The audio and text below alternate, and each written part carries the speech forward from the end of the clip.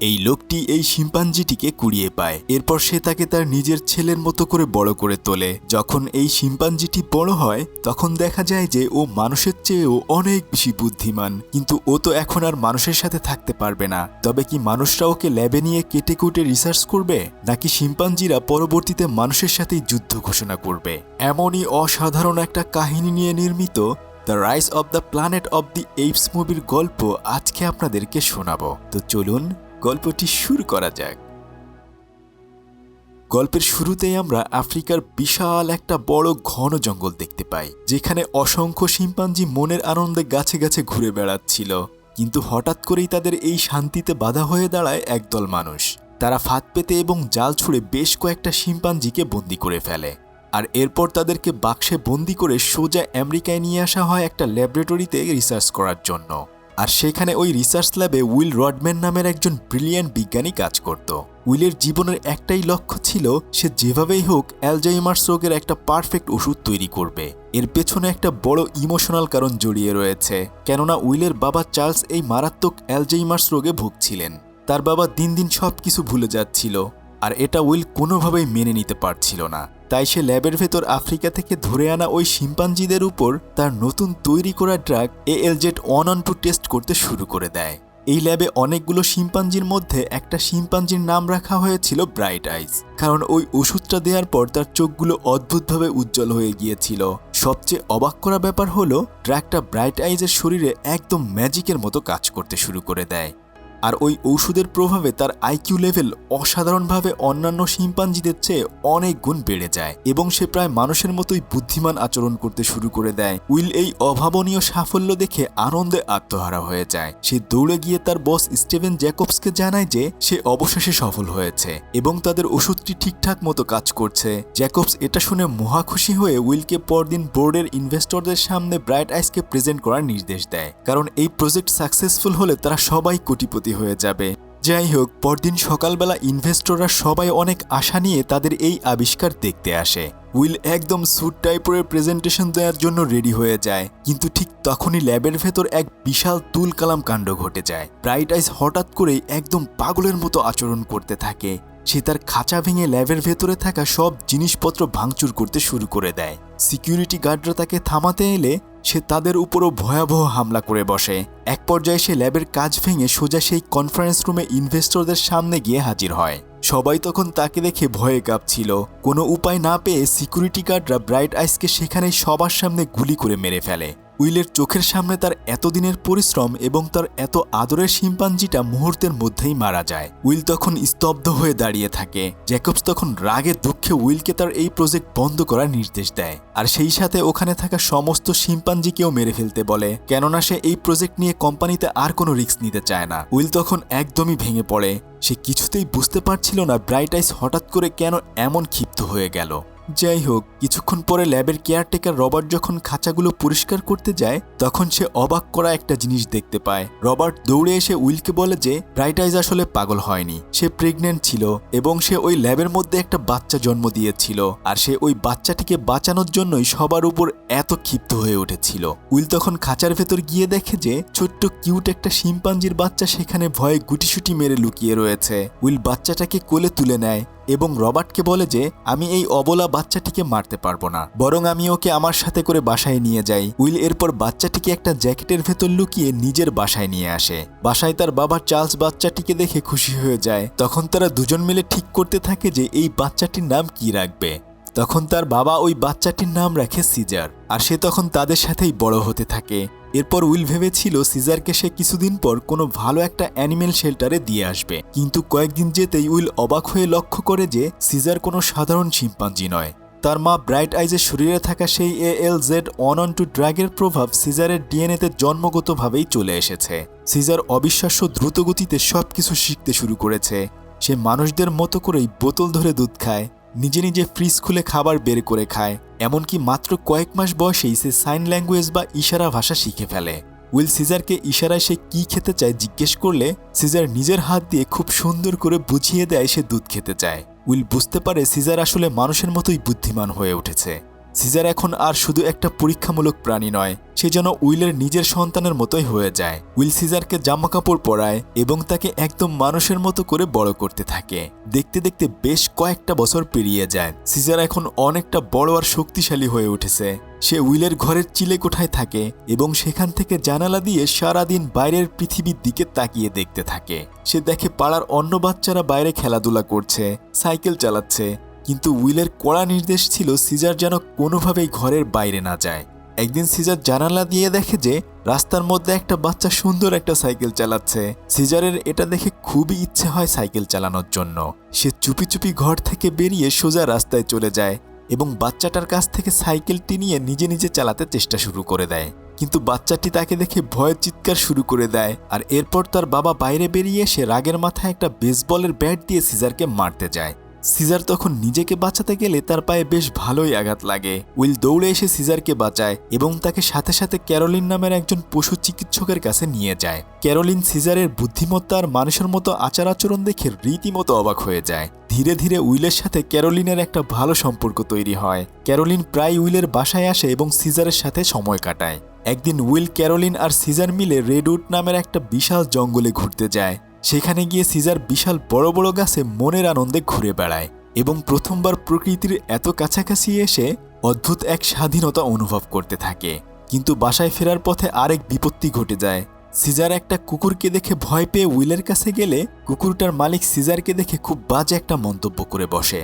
Caesar তখন বুঝতে পারে যে বাইরের পৃথিবীটা তার জন্য মোটেও নিরাপদ নয়। বাসায় ফিরে সিজার খুব মন খারাপ করে বসে থাকে। সে উইলকে ইশারায় জিজ্ঞেস করে যে সে আসলে কে, সে মানুষ নাকি শুধুই একটা পোষা প্রাণী। উইল সিজারকে বোঝানোর চেষ্টা করে যে সে অনেক স্পেশাল এবং তার জন্মের সত্য ঘটনাগুলো খুলে বলে।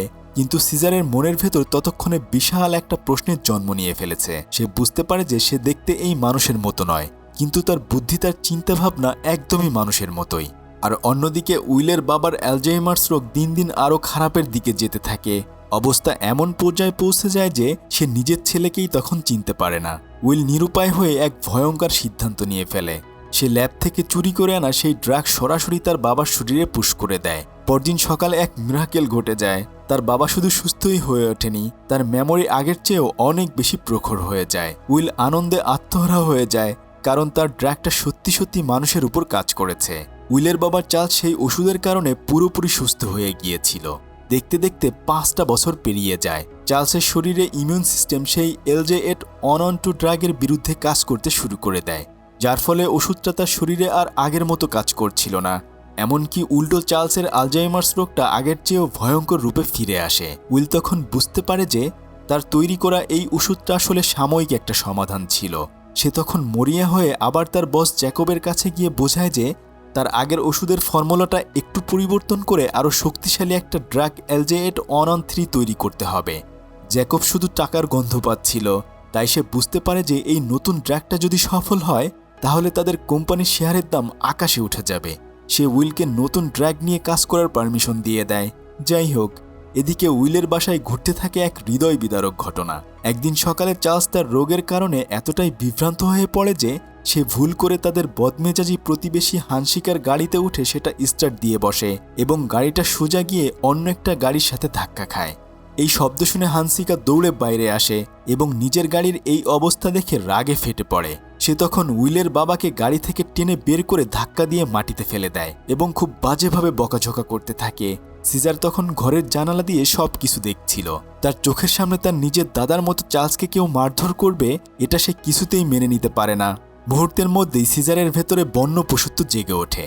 সে জানালা ভেঙে সোজা রাস্তায় লাফিয়ে পড়ে এবং হানসিকারের উপর ভয়ঙ্করভাবে ঝাঁপিয়ে পড়ে। সিজার তাকে রীতিমতো ছিঁড়ে ফেলার উপক্রম করে এবং এক পর্যায়ে তার একটা আঙুল কামড়ে ছিঁড়ে নেয়। উইল দৌড়ে এসে অনেক কষ্টে সিজারকে থামায়, কিন্তু ততক্ষণে যা হওয়ার তা হয়ে গিয়েছিল। কিছুক্ষণের মধ্যেই সেখানে পুলিশ এবং অ্যানিম্যাল কন্ট্রোলের লোকজন চলে আসে।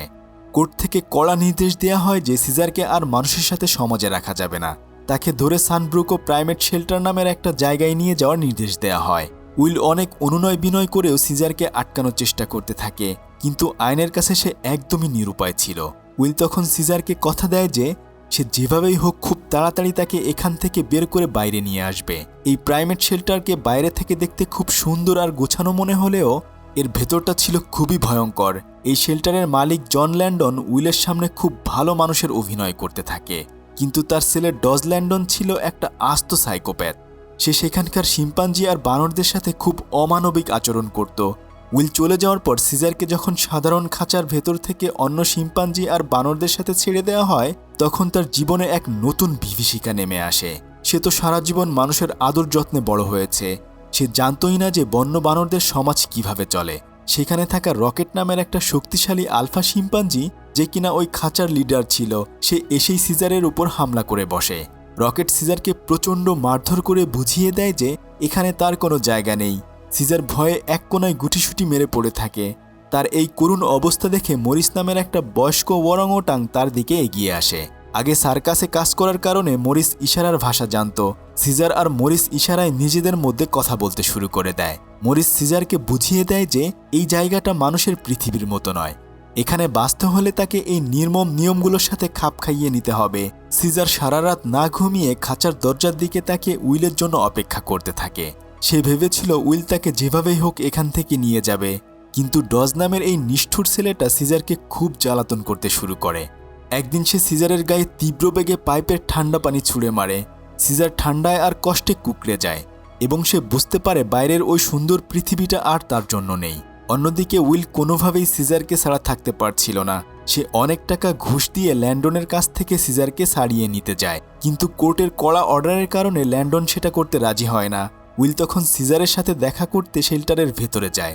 সিজার উইলকে দেখে আশায় বুক বাঁধে যে উইল হয়তো তাকে নিতে এসেছে, কিন্তু উইল যখন তাকে জানায় যে সে তাকে নিতে আসেনি এবং সিজারকে এখন এখানেই থাকতে হবে, তখন সিজারের মনটা একবারেই ভেঙে চুরমার হয়ে যায়।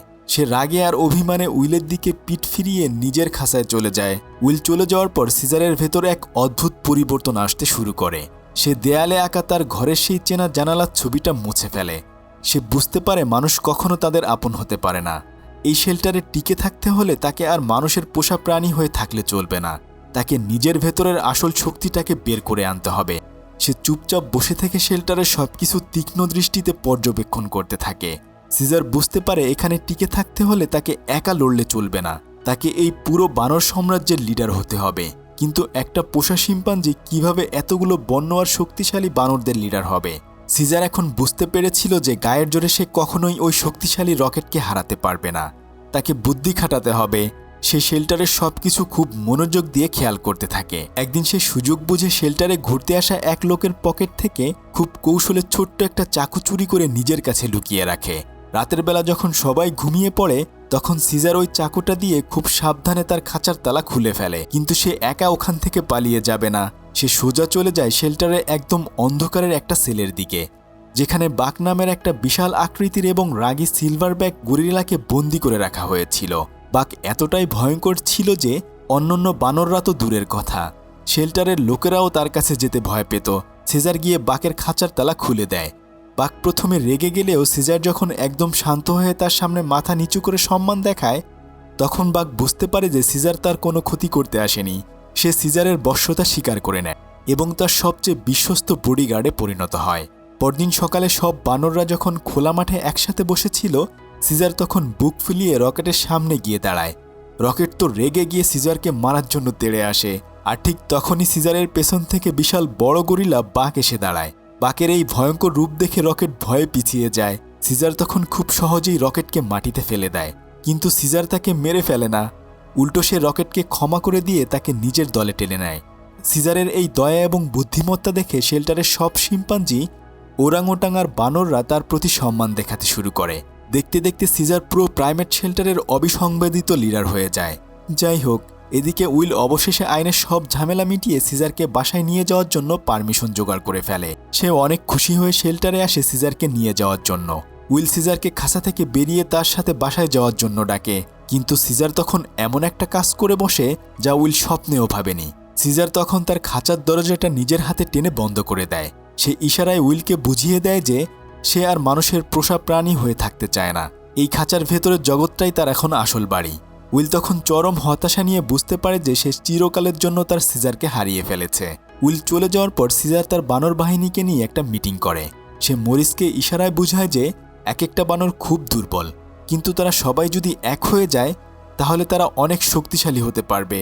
কিন্তু সিজার খুব ভালো করেই জানতো যে তারা এই বানর বাহিনীর ফিজিক্যালি স্ট্রং হলেও তাদের মানুষের মতো বুদ্ধিমত্তা নেই। মানুষের বিরুদ্ধে লড়াই করতে হলে তাদের বুদ্ধিমত্তা বাড়াতে হবে। সিজার তখন একটা মাস্টার প্ল্যান তৈরি করে।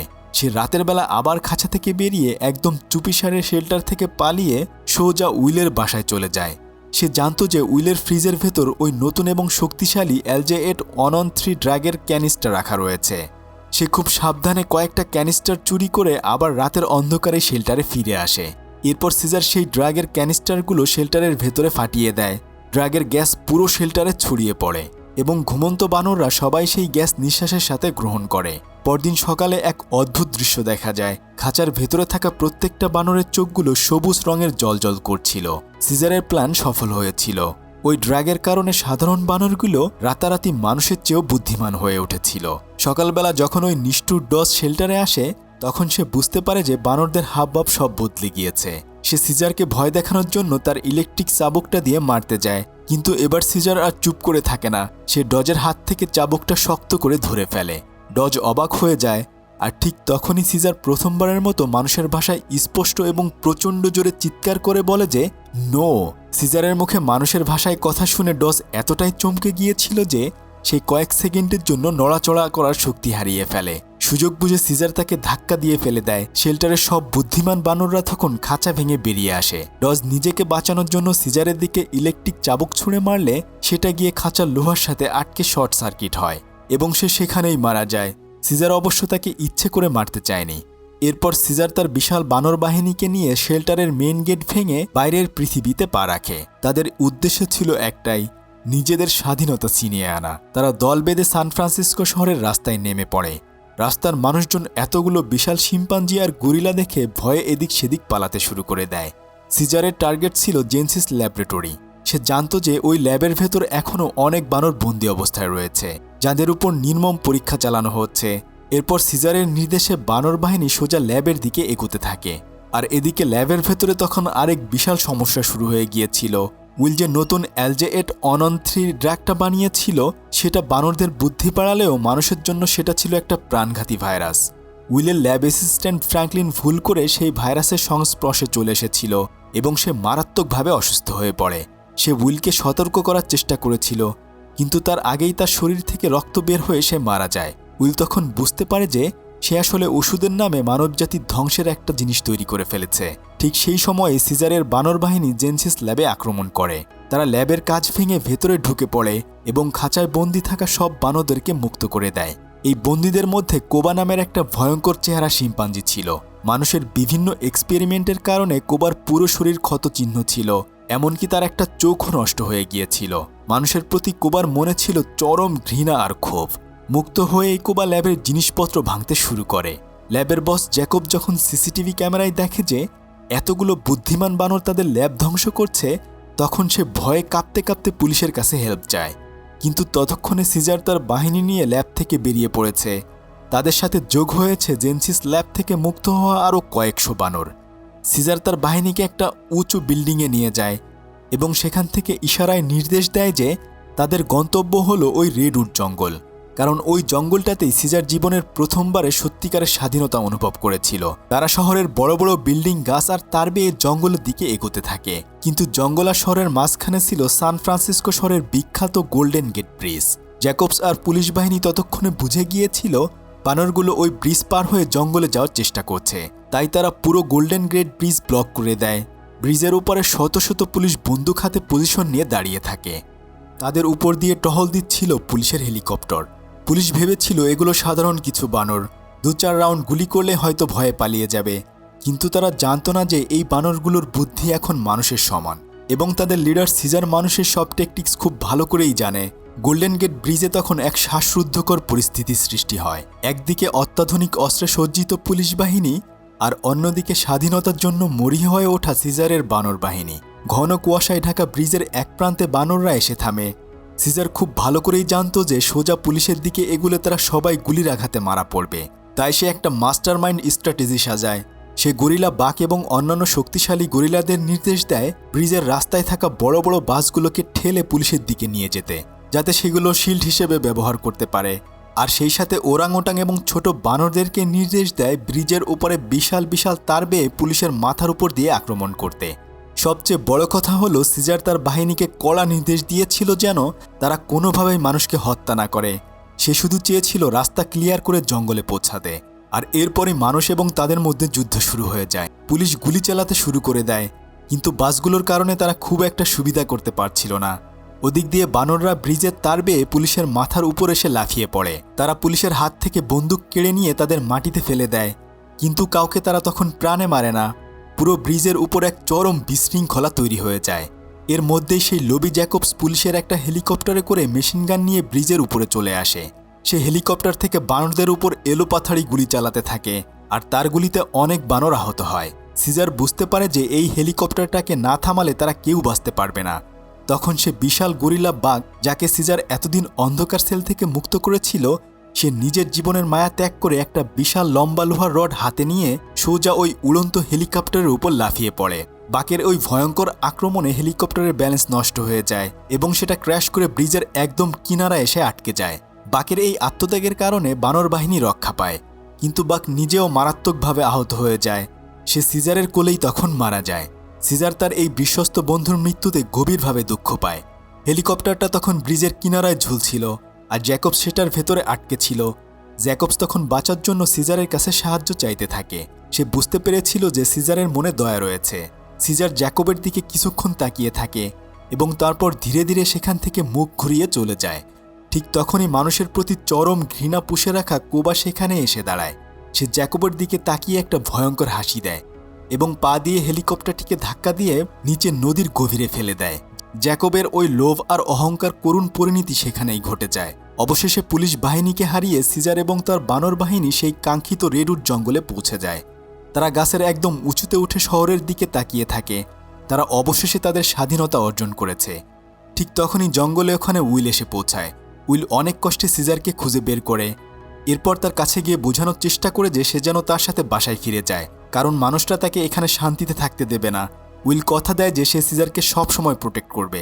সিজার তখন ধীরে ধীরে উইলের দিকে এগিয়ে যায়। সে উইলের হাতটা নিজের হাতে নিয়ে উইলের কানের কাছে গিয়ে ফিসফিস করে এবং একদম পরিষ্কার মানুষের ভাষায় তাকে জানিয়ে দেয় সিজার এখন তার নিজের বাড়িতেই আছে। উইল এই কথাটা শুনে অবাক হয়ে যায়, কিন্তু পরক্ষণেই তার চোখের কোণে পানি চলে আসে। সে বুঝতে পারে সিজারের পথ এখন থেকে একদম আলাদা। সে এখন আর কোনো পোষা প্রাণী নয়, সে এখন একটা স্বাধীন জাতির লিডার।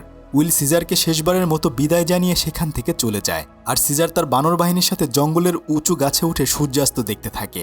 তবে কিছুক্ষণ পরে দেখা যায় যে উইলের সেই প্রতিবেশী হানসিকার, যে আসলে পেশায় একজন পাইলট ছিল, সে এয়ারপোর্টের দিকে হেঁটে যাচ্ছে।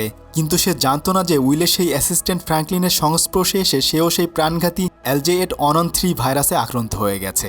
হানসিকার প্লেনে উঠে এবং তার নাক থেকে রক্ত ঝরতে শুরু করে, আর এভাবেই তার মাধ্যমে ওই ভয়ঙ্কর ভাইরাস পুরো পৃথিবীতে ছড়িয়ে পড়তে শুরু করে, যা মানবজাতিকে ধ্বংসের দিকে নিয়ে যাবে এবং পৃথিবীতে শুরু হবে অ্যাপসদের রাজত্ব। আপনারা এই গল্পের পরের পার্ট চাইলে অবশ্যই কমেন্ট করে জানাবেন, তাহলে আমি খুব শীঘ্রই পরের পার্ট নিয়ে আসব। আর ভালো না লাগলে এটা নিয়ে আর কাজ করব না। যাই হোক, এতক্ষণ আপনাদের সাথে ছিলাম আমি সাদি। ফিরছি কয়েকদিনের মধ্যেই নতুন কোনো ভিডিও নিয়ে। ততক্ষণে সবাই ভালো থাকুন। আল্লাহ হাফেজ।